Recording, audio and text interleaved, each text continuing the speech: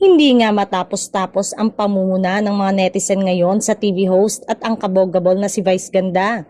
Matapos kasi ang trending issue nito kamakailan sa kaibigan at kasamahan sa It's Showtime na si MC.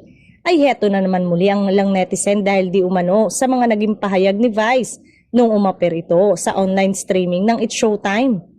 Hiniritan kasi ng solid online viewers ng Kapamilya Noontime Show si Vice Ganda na maging regular host na rin siya ng Showtime Online U. Ang Showtime Online U ay hindi napapanood sa free TV ng GMA dahil exclusive lang ito para sa online viewers.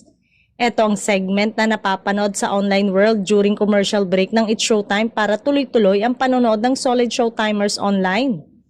Umapir sa online show si Vice para imbitahan ang netizen na iboto ang bias niyang housemate sa Pinoy Big Brother Celebrity Collab Edition na si Clarice de Guzman. Chika nga ng comedian host, mas bet nga daw niya ang online show dahil walang bawal-bawal dito.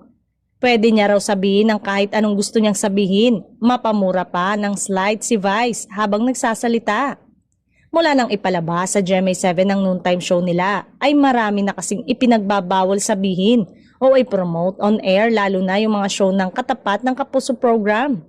Say naman ng ilan, ay umalis na lang daw si Vice sa GMA kung ayaw ng mga patakaran ng GMA Network.